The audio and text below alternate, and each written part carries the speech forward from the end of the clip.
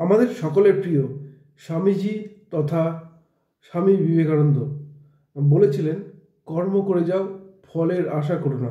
ঠিক সেরকমই কর্ম করে গেছেন একজন মানুষ, এবং যার জন্য এই মুহূর্তে অনেকগুলো কিন্তু ফল অপেক্ষা করছে। কার কথা বলছি? কথা বলছি মহারাষ্ট্রের প্রাক্তন মুখ্যমন্ত্রী দেবেন্দ্র ফডনবিসের কথা। তখন আমরা জানি এই মহারাষ্ট্রের কথা যদি বলি বা ভারতীয় রাজনীতির কথা যদি বলি, বিজেপির সবচেয়ে পুরনো জোটসঙ্গী ছিল কিন্তু এই শিবসেনা, এবং এই শিবসেনার সঙ্গে লড়াই করে বরাবরই কিন্তু মহারাষ্ট্রে লড়াই করেছে বিজেপি, কিন্তু ভেঙে যায় 2019 সালের এই জোট ভেঙে যায়। এবং দেখা যায় যে প্রথম থেকে যে লড়াই করেছে বরাবরই কিন্তু মহারাষ্ট্রে বড় শক্তি হিসেবে উঠে এসছে, অর্থাৎ বড় ভাই হিসেবে উঠে এসছে শিবসেনা। বিজেপি সেখানে কিন্তু দ্বিতীয় স্থানেই ছিল। সেখানে বিজেপির প্রমোদ মহাজন থাক, গোপীনাথ মুন্ডের মতো নেতারা থাকলেও বা নীতিন গডকরি মহারাষ্ট্রের দায়িত্বে থাকলেও বরাবর কিন্তু বড় শক্তি হিসেবে উঠে এসছে শিবসেনা। কিন্তু এই দেবেন্দ্র ফডনবিস দায়িত্ব নেওয়ার পর থেকেই কিন্তু মহারাষ্ট্রের প্রধান বড় শরিক হিসেবে বা বড় দল হিসেবে উঠে এসছে বিজেপি। আর সেই দেবেন্দ্র ফডনবিসের জন্য যে কর্মটা তিনি করেছেন, যার জন্য কিন্তু অনেকগুলো ফলাফল তার জন্য অপেক্ষা করছে। কেন বলছি কথা, সব কিছু আলোচনা করবো আজকের এই ভিডিওতে। নমস্কার, আমি সত্যজিৎ পাল। 2014 সালের লোকসভা নির্বাচনে মহারাষ্ট্রে দাপিয়ে প্রচার করেছিলেন দেবেন্দ্র ফডনবিস, এবং যার ফলে গোটা ভারতবর্ষের পাশাপাশি মহারাষ্ট্র ভালো ফল করে বিজেপি, এবং শিবসেনাকে ছাপিয়ে অনেকগুলো আসন বেশি পায়। এরপর যে বিধানসভা নির্বাচন, সেখানে কিন্তু এই দেবেন্দ্র ফডনবিসের নেতৃত্বেই লড়াই করে বিজেপি, এবং জোট শরিক বিজেপি শিবসেনা জোট ক্ষমতায় আসে, এবং বিজেপি হয়ে ওঠে সর্ববৃহৎ দল। স্বাভাবিকভাবেই মুখ্যমন্ত্রী হন দেবেন্দ্র ফডনবিস। 5 বছর অত্যন্ত গুরুত্বের সঙ্গে এই দায়িত্ব পালন করেন। এরপর 2019 সালের বিধানসভা নির্বাচন, সেখানে কিন্তু এই জোট বিজেপি শিবসেনা জোট ক্ষমতায় আসলেও মুখ্যমন্ত্রীদের পদ নিয়ে কিন্তু একটা বিবাদ তৈরি হয়, যার ফলে শিবসেনা জোট ছেড়ে কংগ্রেসের সঙ্গে যোগ দেয় এবং মুখ্যমন্ত্রী হন উদ্ধব ঠাকরে। এরপরেই আমরা দেবেন্দ্র ফডনবিসের রাজনৈতিক ক্যারিশমা দেখলাম, যেখানে উদ্ধব ঠাকরে শিবসেনা জোট শরিক সরকার চালাচ্ছে বা এনসিপি জোট চালাচ্ছে, ঠিক সেইখানে দাঁড়িয়ে এই দেবেন্দ্র ফডনবিস কিন্তু শিবসেনা থেকে ভেঙে আনেন একনাথ সিন্দেকে, কিন্তু শিবসেনা থেকে ভাঙিয়ে আনেন এই দেবেন্দ্র ফডনবিস। এবং তারপরে দেখা যায় এনসিপি থেকে অজিত পাওয়ারকে কিন্তু ভাঙিয়ে নিয়ে আসেন এবার দেবেন্দ্র ফডনবিস, যে অপারেশন লোটাস, এবং সেটা কিন্তু চালিয়েছিলেন এবার দেবেন্দ্র ফডনবিস।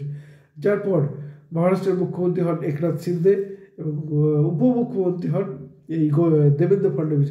যেখানে আগের বছর মুখ্যমন্ত্রী ছিলেন, সেখানে তিনি কিন্তু উপমুখ্যমন্ত্রী হিসেবে দায়িত্ব পালন করেন। এবার 2024 সালের যে বিধানসভা নির্বাচন, সেখানে কিন্তু দেবেন্দ্র ফডনবিস নিজের দাপটে প্রচারটা করেন গোটা রাজ্য জুড়ে, এবং যার ফলেই দেখা যায় বিজেপি যথেষ্ট ভালো ফল করে, এবং গতবারের আসন তো ধরে রেখেছে, তার থেকে অনেক বেশি আসন পায়। তো স্বাভাবিকভাবেই মুখ্যমন্ত্রীদের প্রধান দাবিদার বিজেপি, যেহেতু তো এইখানে একটা বিবাদ যে একনাথ সিন্দে কী করবেন। এখানে বিজেপির অন্দরেই অনেকটা অংশ কিন্তু চায় যে একনাথ সিন্দে মুখ্যমন্ত্রী হন, তার কারণ দেবেন্দ্র ফডনবিস যদি মুখ্যমন্ত্রী হিসেবে হয়ে ওঠেন, তাহলে পরবর্তী ক্ষেত্রে বিজেপির প্রধানমন্ত্রী পদপ্রার্থী হয়ে উঠতে পারেন পরবর্তীতে, বা তাকে যদি মুখ্যমন্ত্রী নাও করা হয়, তাহলে বিজেপির সভাপতি হওয়ার দাবিদার দেবেন্দ্র ফডনবিস। সুতরাং এই যে কর্মটা তিনি করেছেন, বিজেপি ভালো ফল করেছে মহারাষ্ট্রে, যেখানে 2024 সালের লোকসভা নির্বাচনে বিজেপির ফলাফল যথেষ্ট খারাপ হয়েছিল, যার ফলে মনে করা হচ্ছিল হয়তো কংগ্রেস, এনসিপি এবং উদ্ধব ঠাকরে শিবসেনা ক্ষমতায় ফিরতে চলেছে।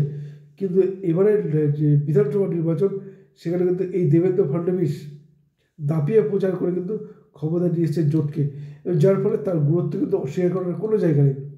এবং যার ফলে কিন্তু এই মুহূর্তে মহারাষ্ট্রের মুখ্যমন্ত্রী পদের দাবিদার দেবেন্দ্র ফডনবিস। মুখ্যমন্ত্রী তাকে যদি নাও করা হয়, বিজেপির সর্বভারতীয় সভাপতি পদের দাবিদার দেবেন্দ্র ফডনবিস।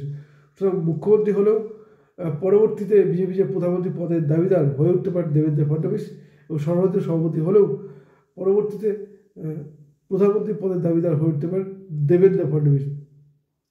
ফলে সব কিছু কিন্তু নিজে যে কঠিন পরিশ্রম করেছেন, যার ফলে তার কাছে কিন্তু অনেকগুলো রাস্তা খুলে গেছে। এবার প্রশ্ন হচ্ছে মুখ্যমন্ত্রী কী হবেন।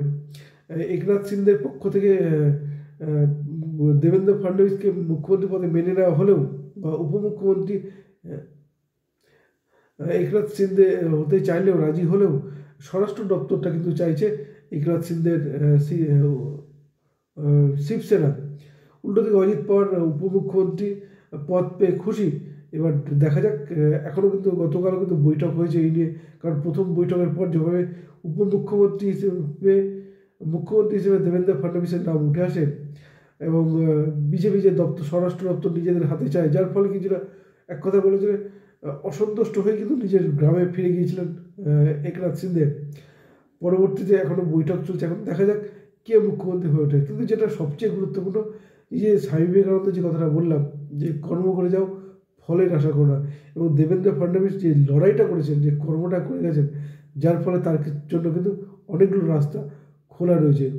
কারণ তাকে মুখ্যমন্ত্রী পদ না দিলেও তাকে সর্বভারতীয় সভাপতি পদ দিতে হবে, বা এই দুটো পদও তিনি যদি পান, তার রাজনৈতিক উচ্চতা যে কতটা বেড়ে যাবে, যার ফলে কিন্তু যে আগামী দিনে হয়তো বিজেপির প্রধানমন্ত্রী পদপ্রার্থী হয়ে উঠতে পারেন দেবেন্দ্র ফডনবিস। অত্যন্ত গুরুত্বপূর্ণ এই মুহূর্তে দেবেন্দ্র ফডনবিসের রাজনৈতিক। এখন দেখা যাক বিজেপি কোন পথে আগায়, কাকে মহারাষ্ট্রের মুখ্যমন্ত্রী পদে করে।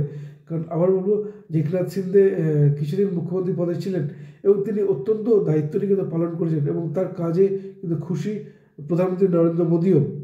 কিন্তু যেহেতু বড় শরিক হিসেবে উঠে এসছে বিজেপি, অনেকটা আসন বেশি হয়েছে, ফলে মুখ্যমন্ত্রী পদের দাবিদার বিজেপি, এ বিষয়ে কোনো সন্দেহ নেই, এবং লড়াইটা কিন্তু করেছিলেন দেবেন্দ্র ফডনবিস। সুতরাং একদিকে তার সামনে রয়েছে মুখ্যমন্ত্রীতে কুর্সি, উল্টো দিকে রয়েছে বিজেপির সর্বভারতীয় সভাপতির পদ। অ্যান্ড কোনটা নেবে, কারণ এই মহারাষ্ট্রের নাগপুরে কিন্তু আরএসএসের সদর দপ্তর, আর নাগপুর থেকেই উঠে আসেন নেতা এই দেবেন্দ্র ফডনবিস। সুতরাং দেবেন্দ্র ফডনবিসের রাজনৈতিক উচ্চতা যে অনেকটা বাড়াতে আরএসএস যে সক্রিয় হবেই তা বলার অপেক্ষা রাখে না। এখন দেখা যাক কোন পথে আগায় বিজেপি। কিন্তু যেটা বলবো, সর্বভারতীয় রাজনীতির ক্ষেত্রে দেবেন্দ্র ফডনবিস আগামী দিনে অত্যন্ত গুরুত্বপূর্ণ হতে চলেছেন। তার রাজনৈতিক ভবিষ্যৎ যে অত্যন্ত উজ্জ্বল তা বলার অপেক্ষা রাখে না।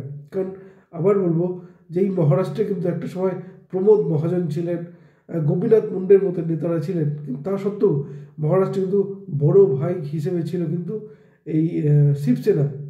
কিন্তু এই দেবেন্দ্র ফডনবিসের নেতৃত্বে কিন্তু বিজেপি কিন্তু উঠে এসছে, যার ফলে কিন্তু যথেষ্ট সাফল্যটা পাচ্ছে। এখন দেখা যাক এই বিজেপি এই দেবেন্দ্র ফডনবিসকে আগামীতে কোন পথে নিয়ে যায়, সেদিকে আমাদের নজর থাকবে। নজর রাখুন আপনারাও। ধন্যবাদ, ভালো থাকবেন সবাই।